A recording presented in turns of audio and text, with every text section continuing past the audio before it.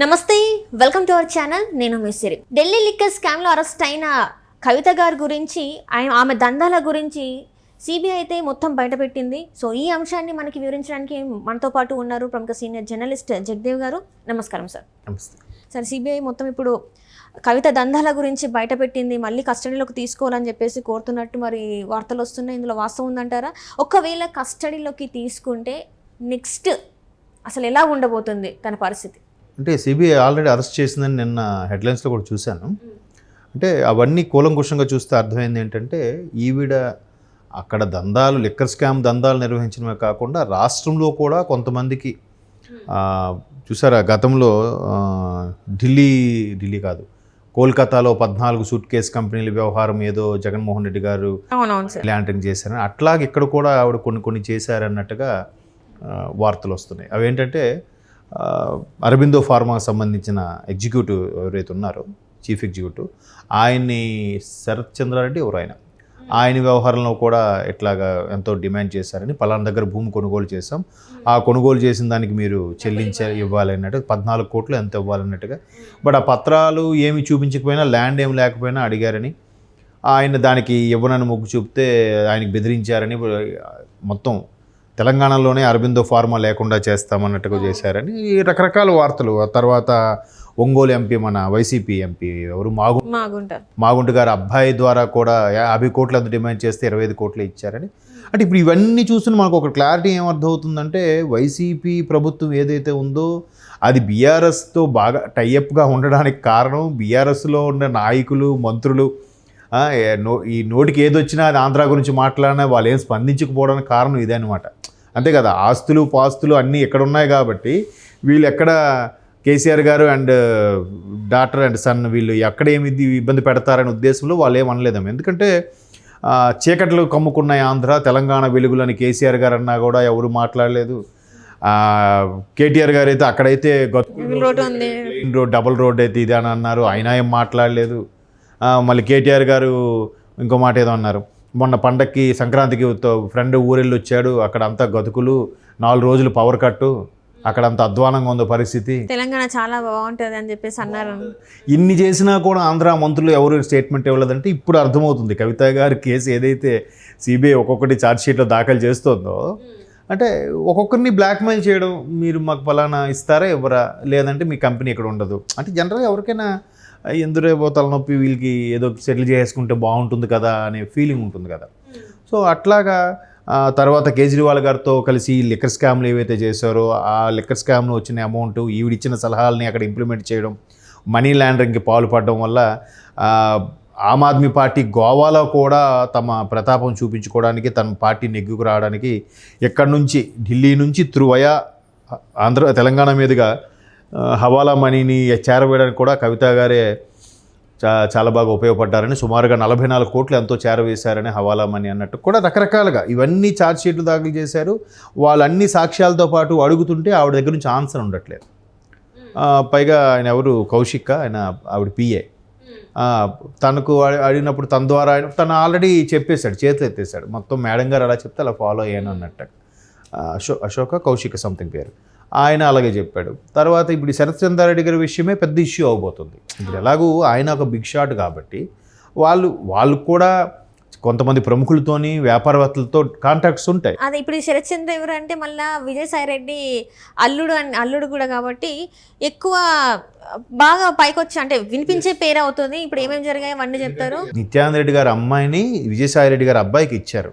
అందుకు విజయసాయి రెడ్డి గారి అబ్బాయి మొత్తం అరబిందో ఫార్మా డీలింగ్స్ అని ఇప్పుడు చూసుకుంటున్నాడు. నిత్యానంద రెడ్డి గారు ఎవరంటే Aurobindo pharma MD.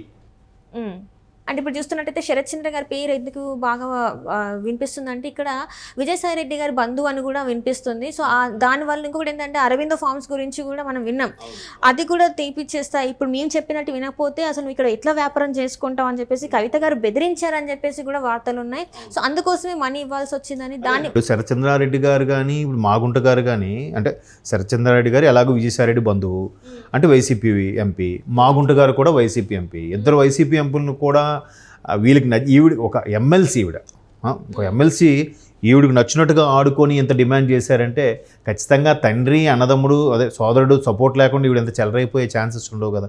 And more over ఇవి ఖచ్చితంగా వైసీపీ వాళ్ళు కూడా ఇక్కడ మాట్లాడే ఉండుంటారు. బట్ సరే దానిదేముందబ్బా 25 కోట్లకి ఏముందని వీళ్ళు చెప్పుంటారు డీలో. అందుకే అదే మళ్ళీ అదే చెప్తున్నా, వైసీపీ వాళ్ళు ఏం మాట్లాడకపోవడానికి కారణం ఇదేనేమో బహుశా.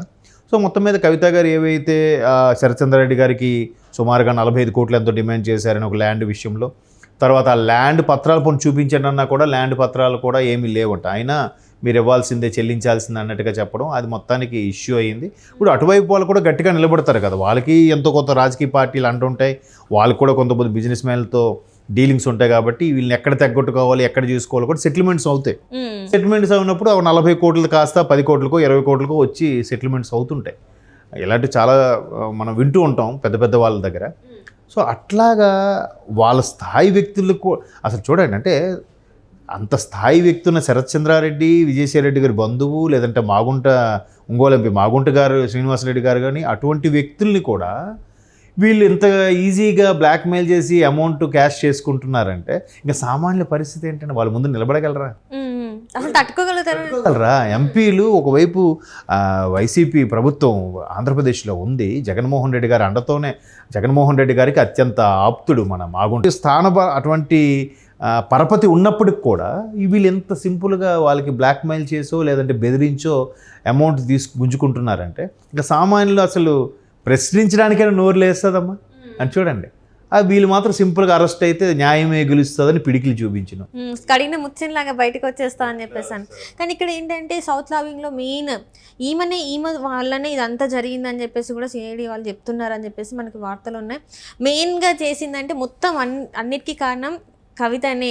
ఆమె అంతా మీరు అనుకున్నంత అమాయకురాలైతే కాదు, చాలా చాలా మేధావి. తను ఎట్లాంటిదైనా కూడా సిచ్యువేషన్ని చేసేస్తుంది. ఎందుకంటే తన ఐఫోన్స్ని ఫార్మాట్ చేసి ఇవ్వడం అనేది అసలు మామూలు విషయం కాదు. సో దీన్ని బట్టి మీరు అర్థం చేసుకోవచ్చు అని కూడా చెప్పడం జరిగిందంట.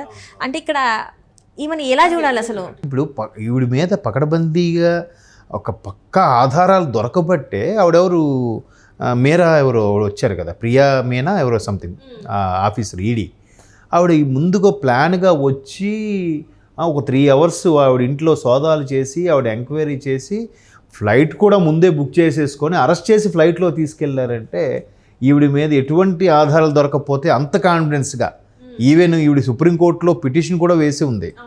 అది ఉన్నా కూడా ఎంత పక్కా ఆధారాలు దొరకకపోతే ఆవిడ నట్టింటికి వచ్చి మరి అరెస్ట్ చేసి తీసుకెళ్తుందండి. పైగా బంధువులకి ఇన్ఫామ్ చేసి మరి కేటీఆర్ గారికి హరీష్ రావు గారికి అందరికీ ఇన్ఫామ్ చేసి కూడా ఇంటికి వచ్చి అరెస్ట్ చేసి తీసుకెళ్లారంటే ఇట్స్ నాట్ అంటే బాగా ఖచ్చితంగా బలమైన ఆధారమే దొరికిందని నా అభిప్రాయం. అది దొరికింది కాబట్టే ఆవిడ కూడా కేటీఆర్ గారు ఇంకా కోర్టులో పిటిషన్ ఉంటుండగానే వచ్చి తీసుకెళ్తున్నారని చెప్పి ఈయనేదో చూపించి సోషల్ మీడియాలో వైరల్ చేసుకున్నారు. కానీ 2 రోజుల తర్వాత సుప్రీంకోర్టులో వచ్చింది అది హీరింగ్కి. వచ్చినప్పుడు కూడా కవిత గారి తరపున లాయరు విత్డ్రా ఎందుకు అయిపోయారు, మేము దీని నుంచి విత్డ్రా అయిపోతున్నామని చెప్పారు. ఎందుకు చెప్పారు? ఏమండి మీకు పిటిషన్ పెట్టుకున్న వాళ్ళు వచ్చి అరెస్ట్ చేసేసారండి అని చెప్పొచ్చు కదా, ఎందుకు చెప్పలేకపోయారు? మేబీ బలమైన చెప్పారనుకోండి మళ్ళీ కోర్టు వాళ్ళని పిలిపిస్తుంది, మాకు ఇక్కడ ఏం చెప్పకుండా మీరు ఎలా అరెస్ట్ చేస్తారంటే మేడం ఆధారం ఉంది అందుకే అరెస్ట్ చేస్తామంటే సుప్రీంకోర్టు ఏమంటుంది, తిరిగి వీళ్ళకే ముట్టికాయలు వేస్తుంది. ఇదంతా ఒక ఎత్తు అయితే సార్, ఇంతవరకు కేసీఆర్ గారు అసలు నా కూతురు అసలు ఎలాంటిది చేయలేదు, ఇట్లాంటి కుంభకోణంలో లేదు అని చెప్పేసి అనలేదు ఎక్కడికి. కానీ ప్రతిపక్షాలు నన్ను నా కుటుంబాన్ని ఇబ్బంది పెడుతున్నాయని కూడా ఏం మాట్లాడలేదు.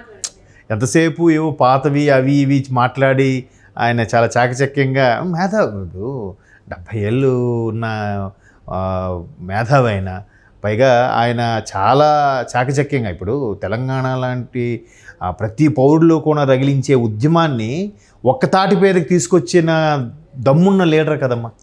మరి ఇప్పుడు ఎలా ఉన్నారన్నది అనవసరం, కానీ ఒకప్పుడు మరి తెలంగాణ ఉద్యమం కోసం ఒక తాటి మీద ఒక విధంగా మళ్ళీ ఆయన రేపిన తర్వాత కదా ఎంత ఉద్యమం ఉవ్వెత్తున లేచింది, తెలంగాణ సాకారం అయిందని కూడా చెప్పుకోవచ్చు ఒక విధంగా.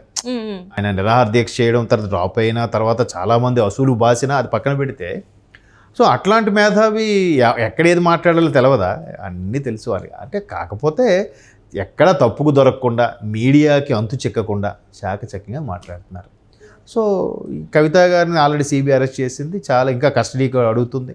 ఇంకా అంటే ఈ ఎందుకు ఈ రకరకాల ఈ శరత్చంద్రారెడ్డి అంశం కానీ, గోవా హవాలా మనీ కానీ, లేదా కేజ్రీవాల్ గారికి డబ్బులు ముట్టడు, కేజ్రీవాల్ గారి సంబంధించి 100 కోట్లు ఇచ్చారనే విషయం కానీ, ఆ తర్వాత ప్రతిదీ కూడా, ఆ తర్వాత డిప్యూటీ సీఎం అని సిసోడియా వ్యవహారం కానీ, ఈ మనీ లాండరింగ్ ఏదైతే లిక్కర్ స్కామ్ ఉందో దానికి ఒక ప్లానింగ్ చేసింది ఈవిడంట.